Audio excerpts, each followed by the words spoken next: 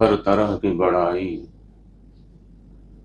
بزرگی، تمجید، تمہید کے کلمات اس رب العالمین کے لیے ہے جس نے صحت اور سلامتی کے ساتھ اللہ کے گھر میں حاضری کی توفیق بخشی۔ درود و سلام ہو انبیاء کی جماعت پر اور اللہ کے آخری نبی محمد الرسول اللہ صلی اللہ علیہ وسلم پر۔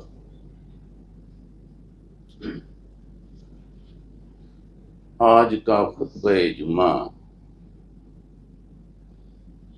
موت کے حوالے سے ہے۔ آپ جہاں کہیں بھی رہو،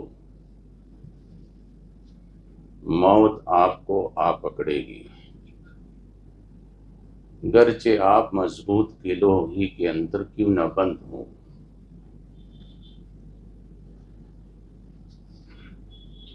یعنی کسی متنفس کو موت سے چھٹکارا نہیں۔ یہ سبق آپ کے درمیان کوئی نیا سبق نہیں ہے، بلکہ سبق کو یاد دلانا مقصود ہے۔ قلعے میں ہوں، جھوپڑے میں ہوں، محل میں ہوں، خشکی میں ہوں، تری میں ہوں، سفر میں ہوں، حضر میں ہوں، امیر ہو، غریب ہو، بادشاہ ہو، فقیر ہو، کوئی بھی ہو، کسی جگہ پر بھی ہو، اسے موت ضرور آئے گی۔ دنیا کی ہر چیز میں تو لوگ اختلاف کرتے ہیں، مگر اس مرنے میں سارے لوگوں کا اتفاق ہے۔ یہ عینی مشاہدہ ہے۔ قرآن اور حدیث سے بھی یہی ثابت ہے۔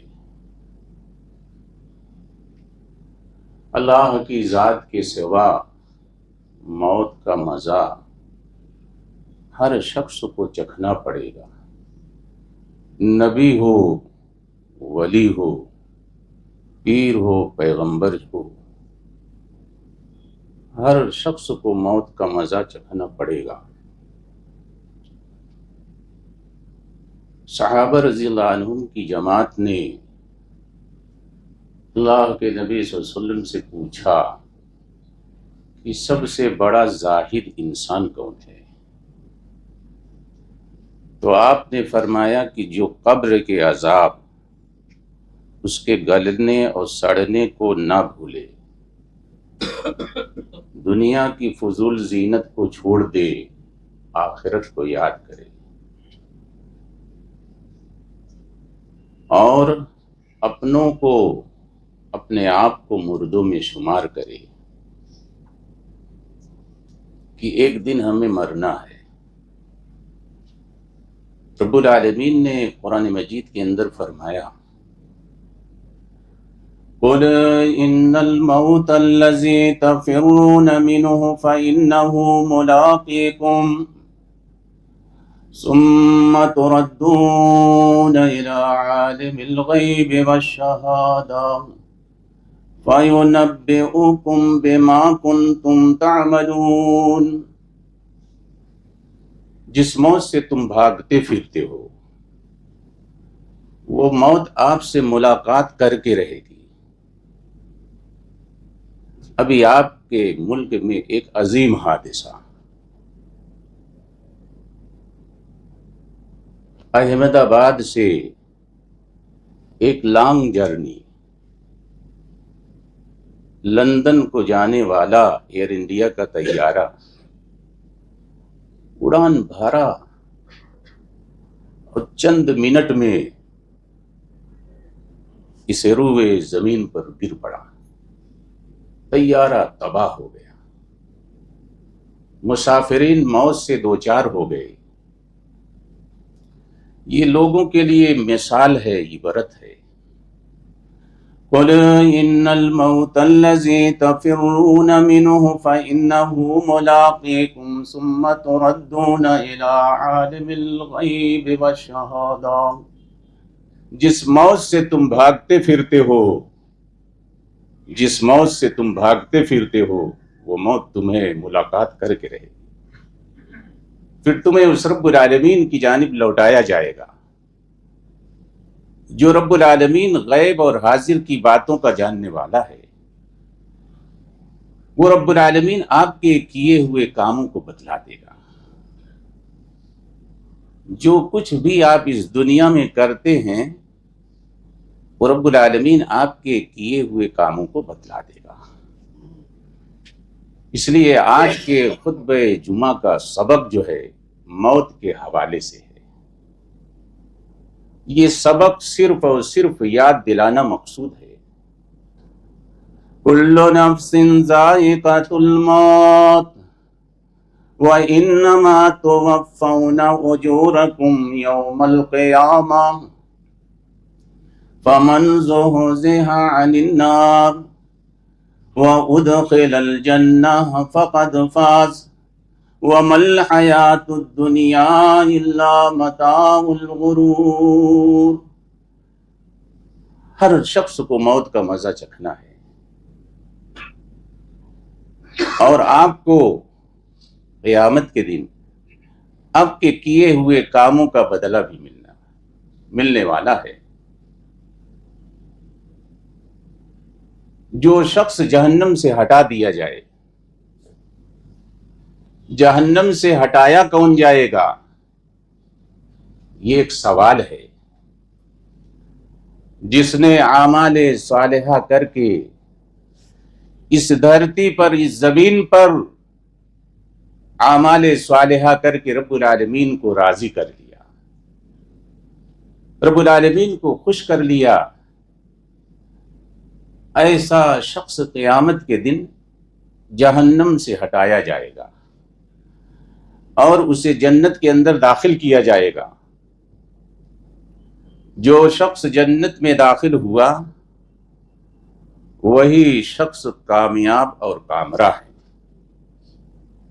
اور یہ دنیا کی زندگی دھوکہ ہے،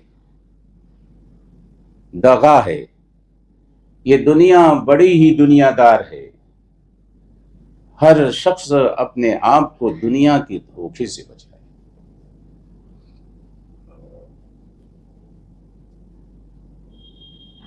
غزوہ موتہ کے موقع پر حضرت جعفر رضی اللہ عنہ کہ غزوہ موتہ میں بہادرانہ طور پر جنگ میں مقابلہ کرتے ہوئے آگے بڑھے، شہادت پائی۔ حضرت جعفر رضی اللہ عنہ جب ان کے موت کی خبر محمد الرسول اللہ صلی اللہ علیہ وسلم کو ملی تو ان کے گھر گئے، ان کی اہلیہ سے فرمایا کہ جعفر کے رضی اللہ عنہ ان کے بچوں کو بلایا جائے۔ جب بچے آئے، پیار سے آپ نے سونگھا اور آپ کے آنکھوں سے آنسو جاری ہو گئے، اور آپ نے اپنے گھر والوں سے فرمایا اصنعوا لآل جعفر طعاما فقد اتاهم ما يشغلهم۔ جعفر کے گھر والوں کو کھانا بناؤ، کھانا پکاؤ، کھانا پکا کر کے ان کے گھر والوں کو پیش کرو، اس لیے کہ آج کے دن ان کو ایسا غم، ایسی تکلیف، دکھ پہنچا ہے جس کی بنیاد پر وہ لوگ کام کاج نہیں کر سکتے۔ اس لیے میت والوں کے گھر پر کھانا بنا کر کے پیش کرنا چاہیے۔ اللہ کے نبی صلی اللہ علیہ وسلم کی وفات ہوئی، آپ پردہ نہیں کیے۔ یہ لوگوں کے دل و دماغ میں ایک سوچ ہے، اور یہ لوگوں کی نادانی ہے کہ اللہ کے نبی صلی اللہ علیہ وسلم پردہ کر گئے. آپ پردہ نہیں کیے، آپ کی موت ہوئی. جس وقت آپ کی موت کی خبر لوگوں میں عام ہوئی، حضرت عمر فاروق رضی اللہ عنہ ماننے کے لیے تیار نہیں کہ اللہ کے نبی صلی اللہ علیہ وسلم نے ارتحال فرمایا، ماننے کو تیار نہیں. جب یہ خبر حضرت ابو بکر صدیق رضی اللہ عنہ کو معلوم ہوئی تو حضرت عائشہ رضی اللہ عنہ کی حجرے میں آئے، جس میں اطہر کو دیکھا، منہ سے منہ لگایا، پیشانی کو بوسہ دیا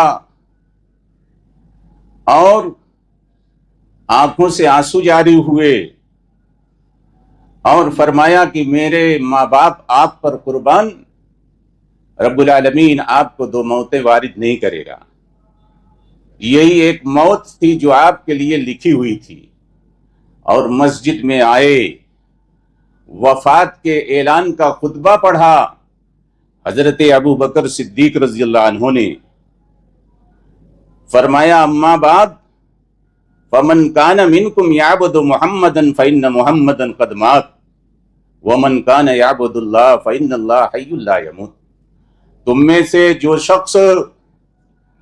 سے جو شخص محمد رسول اللہ صلی اللہ علیہ وسلم کی عبادت کرتا تھا، کوئی عبادت نہیں کرتا تھا.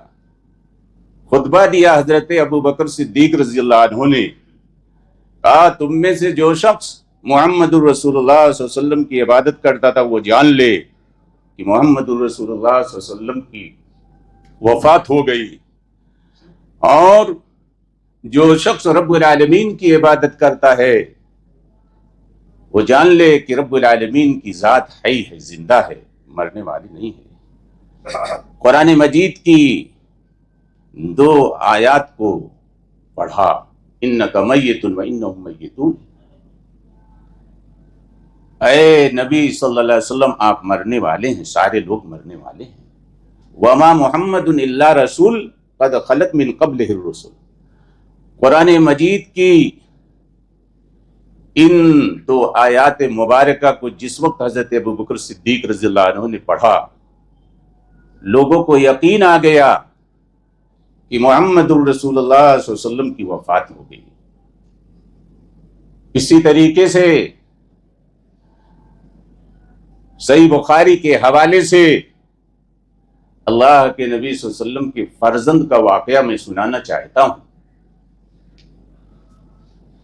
اللہ کے نبی صلی اللہ علیہ وسلم کے فرزند ابراہیم،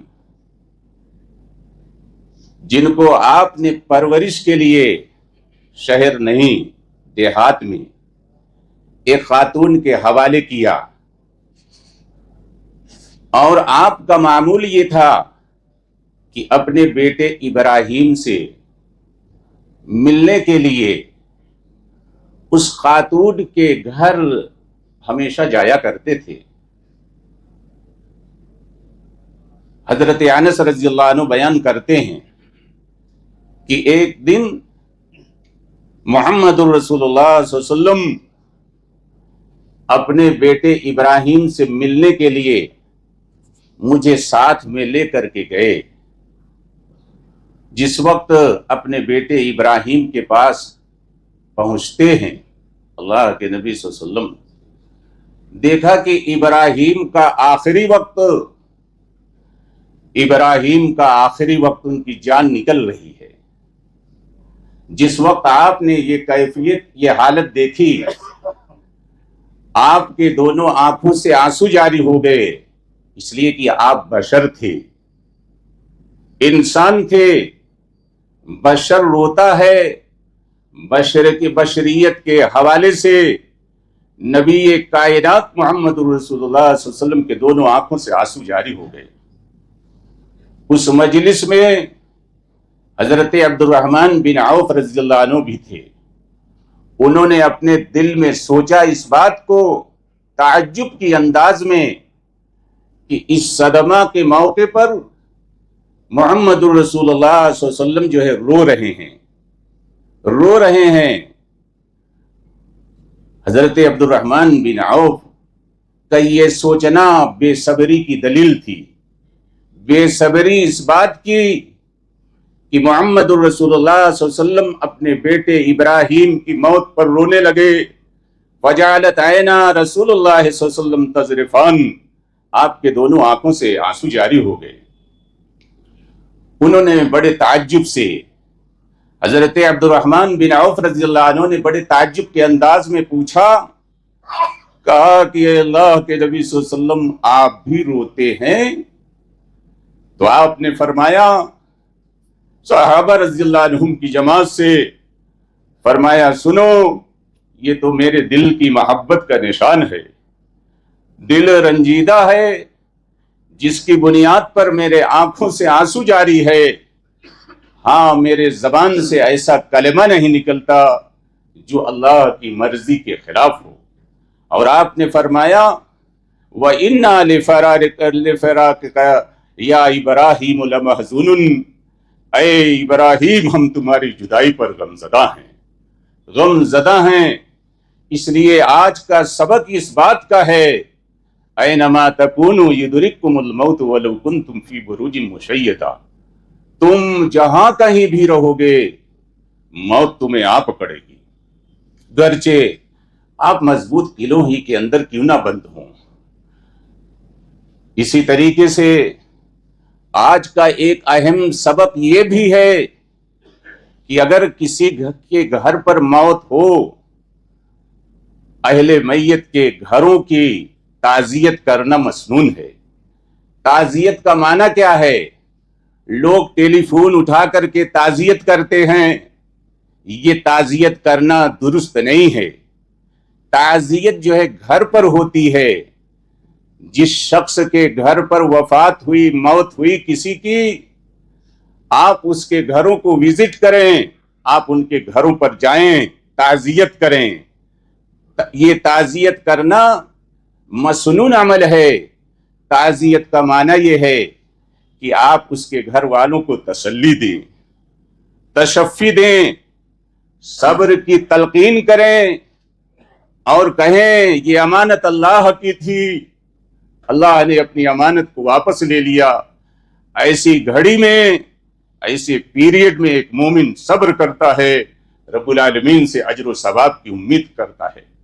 اللہ کے نبی صلی اللہ علیہ وسلم کے زمانے میں ایک صحابی رسول تھے جن کا معمول یہ تھا کہ آپ کے درس میں، آپ کے وعظ میں جب بھی وہ شریک ہوتے، اپنے معصوم بچے کو لے کر کے آتے تھے اور آپ کے درس میں شریک ہوتے، اپنے معصوم بچے کو اپنے آگے بیٹھا دیا کرتے تھے۔ ایک دن محمد الرسول اللہ صلی اللہ علیہ وسلم نے وہ صحابی رسول سے فرمایا، کہا مجھے لگتا ہے کہ آپ اپنے اس معصوم بچے سے بہت پیار کرتے ہیں، پیار کی بنیاد پر آپ جب بھی میری دینی مجلس میں درس میں شریک ہوتے ہیں تو آپ اپنے معصوم بچے سمیت آتے ہیں اور اپنے آگے اپنے معصوم بچے کو بیٹھا دیتے ہیں۔ وہ صحابی رسول نے کہا کہ اے اللہ کے نبی صلی اللہ علیہ وسلم، مجھے جس طرح اپنے اس معصوم بچے سے محبت ہے، پیار ہے، رب العالمین آپ کے ساتھ بھی وہی محبت کرنے کی توفیق دیں۔ اتفاق دیکھیں کہ وہ صحابی رسول کا معصوم بچہ فوت ہو گیا۔ چنانچہ وہ صحابی رسول محمد رسول اللہ صلی اللہ علیہ وسلم کے درس میں، دینی مجلس میں آنا ترک کر دیا۔ اللہ کے نبی صلی اللہ علیہ وسلم نے صحابہ رضی اللہ عنہم کی جماعت سے پوچھا، کہا کہ وہ صحابی رسول جو میرے درس میں اپنے معصوم بچے سمیت شریک ہوتے تھے، وہ اس وقت جو ہے غیر حاضر ہیں، بات کیا ہے؟ لوگوں نے بتایا کہ اللہ کے نبی صلی اللہ علیہ وسلم، وہ صحابی رسول کا معصوم بچہ فوت ہو گیا، جس کی بنیاد پر وہ یہ سوچتے ہیں کہ میں اللہ کے نبی صلی اللہ علیہ وسلم کی مجلس میں جاؤں گا، میرے سامنے میرا معصوم بچہ نہیں ہوگا، مجھے بڑا قلق اور بڑی تکلیف ہوگی۔ جس کی بنیاد پر وہ آپ کی مجلس میں دینی مجلس میں آنا چھوڑ دیے. اللہ کے نبی صلی اللہ علیہ وسلم وہ صحابی رسول کے گھر گئے، تعزیت کی، تسلی دی، تشفی دی، صبر کی تلقین کی، اور اس بات کو فرمایا کہا اے صحابی رسول، کیا آپ کو یہ بات زیادہ پسند ہے کہ آپ کے عمر کے ساتھ ساتھ جو ہے آپ کا یہ بیٹا جیتا رہے اور آپ اس سے فائدہ اٹھاتے رہیں، یا آپ کو یہ بات زیادہ پسند ہے کل قیامت کے دن جب آپ جنت میں پہنچیں گے تو جنت کا دروازہ کھولنے کے لیے آپ کا معصوم بچہ پہلے سے موجود ہوگا، پہلے سے موجود ہوگا. وہ صحابی رسول نے فرمایا اے اللہ کے نبی صلی اللہ علیہ وسلم، مجھے یہ بات زیادہ پسند ہے کل قیامت کے دن جب میں جنت میں پہنچوں، جنت کا دروازہ کھولنے کے لیے میرا جو ہے معصوم بچہ پہلے سے موجود ہو. اللہ کے نبی صلی اللہ علیہ وسلم نے وہ صحابی رسول کو بشارت دی، خوشخبری دی، فرمایا اے صحابی رسول، جو ہے آپ کے حوالے سے ایسا ہی ہونے والا ہے، جنت میں جائیں گے اور جنت کا دروازہ جو ہے آپ کا معصوم بچہ جو ہے کھولے گا، اس کا دروازہ کھولے گا، آپ کے حوالے سے ایسے ہی ہونے والا ہے. صحابہ رضی اللہ عنہم کی جماعت نے سوال کر لیا، سوال اس بات کا کیا، کہا کہ اے اللہ کے نبی صلی اللہ علیہ وسلم، یہ تخصیص جو ہے خصوصیت صرف یہی صحابی رسول کے لیے یا سارے لوگوں کے لیے ہے؟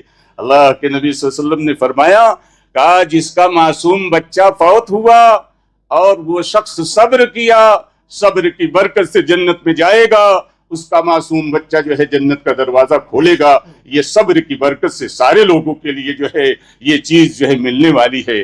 معلوم یہ ہوا کہ اس دنیا سے میرے بھائیوں جو ہے ہر شخص کو جانا ہے.